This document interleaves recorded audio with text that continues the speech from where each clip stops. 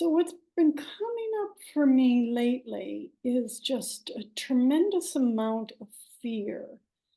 But what I recognize with the fear, it doesn't matter what it is, what the situation is. Mm, It's all the same. I'm noticing it's the same thread. mm, And last night, I mean, I could barely sleep. There was just something that got activated, and there's this horrendous fear here. And it seems to be in the solar plexus, chest, in the neck area.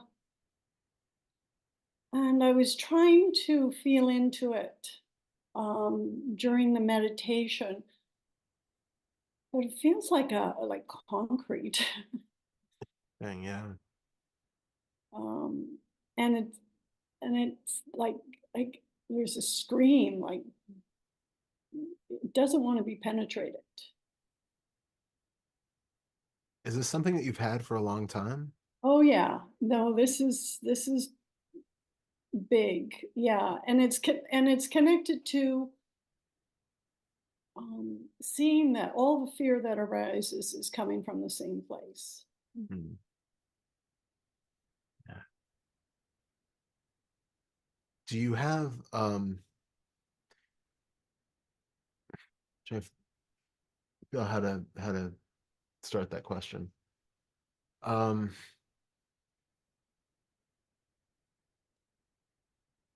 taking you're starting from the point that what you're experiencing is fear.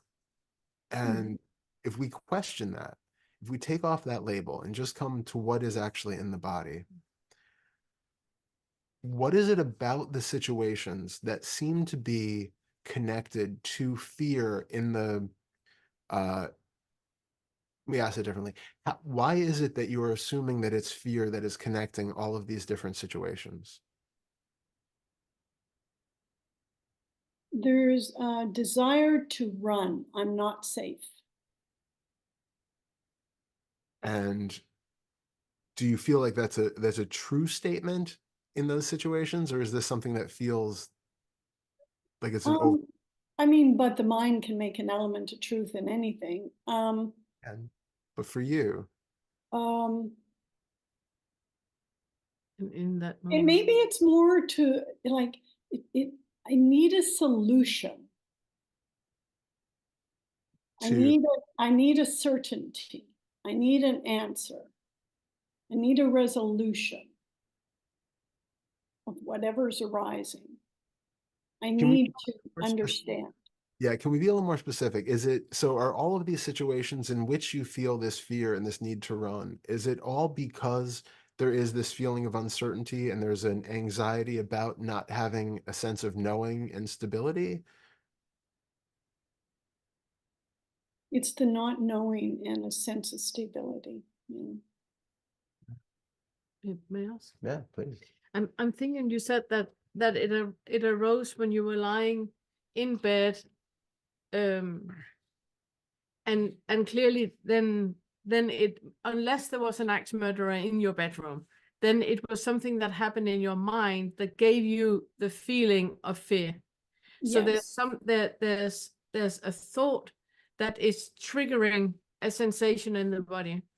And I Yes. think what you ask, I might, you know, project a lot of things. I think what Todd was asking was trying to clarify what is it exactly that you're fearing, because if it's a situation that arises when you're in traffic and when you're, with your mother-in-law and in bed at night alone, then it's not the same thing. Yeah. But the bodily sensation of fear is the same, and there's a root to that is not connected with the fear that we're talking about. So it's just really teasing it out and finding out what is it exactly that is triggering that sensation in the body. Right. Right. Yeah, absolutely. That was exactly what I was getting to, but much more clear. So thank you. It feels okay. The situation right now is where I live, and the condo association is unstable. And so my sense of living is unstable. But also I notice when somebody, like a friend is ghosting me and not responding to me, um, I have the same fear arise. Yeah. Yeah. The situation with the condo that you live in now and the situation with that, do you see that it's a projection of the future because right now you are safe? Yes. So where's the similarity with that and the friend ghosting you?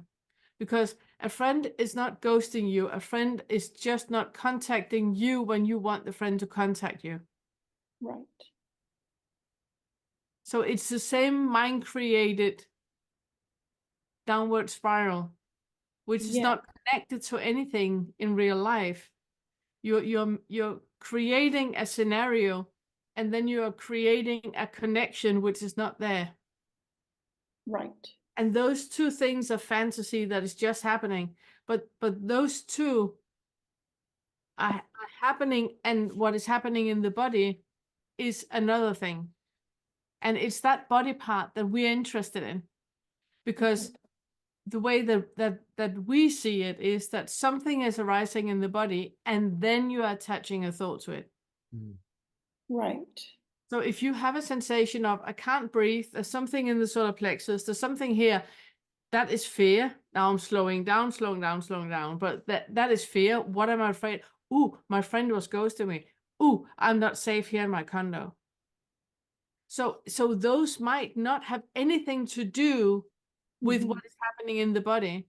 Those Right. scenarios and those stories are just there to remind you of the flavor of fear. Yes. There's something in the body that needs to be looked at and held. And the flavor, the color or the genre is what you need to look at. And to know what that is, those two incidents come up where you feel powerless.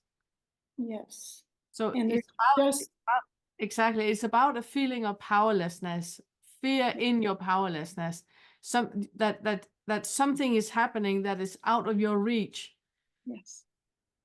And that we can track back to its origin, and that is where the healing needs to happen. Okay, yeah, and I know where it comes back. It's like as a child in a very abusive family, I was always on, on edge, walking on glass, ready for the next thing to happen. Yeah. And that's what it feels like right now that I haven't grown up, I haven't matured. And even Yeah. though I hear the logic in what you're saying, and even though I went through this meditation and saw that it was just thought, Mm. and it's just sensation, there's still that connection that hasn't been healed yet. Yeah, exactly. And it's really about becoming aware that the part of you then that had an abusive childhood, where when you grow up in an abusive and what's it called, dysfunctional family, then you are walking on eggshells all the time. Yeah. But the child creates a scenario where I can do something so that won't happen, either not happen now or just pushing it a little bit, by becoming the clown or by becoming servant or by becoming, just being quiet, quiet, quiet. We know it's going to happen, but we're just pushing it a bit further until it happens. And that holding your breath and trying to do right is what you're now projecting onto your friend, that you say, my friend is ghosting me, so I need to be different. I need to do different so my friend is not ghosting me. But what we're saying is your friend is not ghosting you. Your friend has just not contacted you. That's not ghosting. It's just right now the friend is not doing what you want the friend to do, but it has nothing to do with the friend. It's about you holding your breath and believing that if you are different in the world, then everything is going to be fine. Absolutely. Yeah. So Yeah. if you connect with your body now and you feel that solar plexus thing, the solar plexus is connected hormonally with the adrenals, and that's very much about fight, flight, or freeze. It's about socialization, and it's about learning how to be in the world where we feel safe. So that you feel it in the solar plexus, it's very much connected with stress. So if you connect with the body right now, and you connect with the feeling of stress and the feeling of suffocation and the feeling of all of that, can you just allow it to be there and not try to change it in any way? The solar plexus doesn't need to feel any different. The suffocation doesn't need to change. The inhalation doesn't need to be, not obstructed. Everything that is happening, if tears are coming, they're not supposed not to come. Whatever is happening right now in the body is completely fine. Right now, you're sitting in your house. We're right here. You're completely safe. You can allow yourself to be in the body the way that it feels to be in the body, with whatever constriction that comes up. None of it needs to go away. It's allowed to be there. So can you be in a body where all that is present right now? Yes. Yes. I just need that reminder. Yeah, it's fine. Yeah. Fine. Yeah. It's And whenever you're creating a story where you start to feel that, then no, okay. It's not about the story. It's not about the condo or the friend or the prices or anything like that. It's not about that at all. It's about there's a feeling in the body that I need to breathe into. This contraction that is here right now, it does not need to go away. It's fine to be constricted. It's fine to have a racing heart. It's fine to have clammy hands. It's completely fine. I'm here. So you're calming your body in reverse to back when you couldn't breathe and you couldn't be in the world. Yeah. Thank you. Yes. It was very helpful. Thank you. You want to say something? I mean, I feel like that covered, that was really good. Yeah, I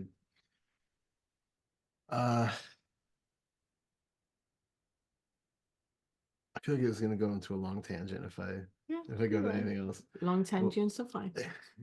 Well, the first thing is just that, what we did in the meditation, with also taking the label of contraction and taking that label of cement and that feeling off of it, and just recognizing what's there in a way of also of relaxing the nervous system, and recognizing that you can calm down with it being there. It doesn't have to move, because it's not actually the density and the constriction that we think it is. You can, if you have a sensation like that, you can do like what we did in the meditation and expand the feeling around that sensation as well. You can make room for it so that you can have space for whatever is arising in that moment, and recognize that it's not something that is a life-threatening contraction that's happening right now. You can have space to hold anything that happens, and without the labels of fear, without the stories attached to it, as you said, of this is because my friend is ghosting me, or this is because this other thing is happening. All you have is tingly, fuzzy sensation, basically. And there's nothing that we experience in our body that, if you strip that label of pain, tension, contraction, solidity, pressure off of it, none of that is unbearable once you actually get down to what's really there. And of course, the reason why you said that you're, it's like it's like you're a child again, you still haven't, because that's still a part, that's still there. Then that's why when we do the reparenting and that sort of thing, it's because, you don't have to travel in time back to then. It's because that's still a part that's alive right now. And it's still part of the way that you function and see the world and navigate through it. And so we're healing right now one of those things that's just fundamentally dysfunctional, in the way that for you it was functional as a child, as a way of trying to get what you needed in the world and stay safe and create a space for yourself. But now, as an adult, it tends to cause more problems than it solves. So now you can allow that part to relax, to heal, to be with it, to love it, because it is still here, but it doesn't need to do what it was once doing. It's also about the part that we tend to believe the thought. So we tend to identify with the thought and believe the thought and believe a feeling and believe an emotion. So whenever it comes up, we believe it to be dangerous and something we really need to look at and we really need to dissolve and we need to do something about it. It's not why it happens. It happens because the body had a need at a point and that need couldn't be met. It can be met now, so just meet it. And that's it. And it's also why we can have these bodily constrictions and all of that for decades. And the moment we just allow it to be there, it dissolves all by itself because it was nothing to begin with. We have just created so many stories about it. Been to therapies and treatments and lots of different things for this thing that we don't want anymore, instead of just being with it and seeing what is there and allowing for it to dissolve the way that it is dissolving. That was perfect. Thank you. Thank you. Thank you so much.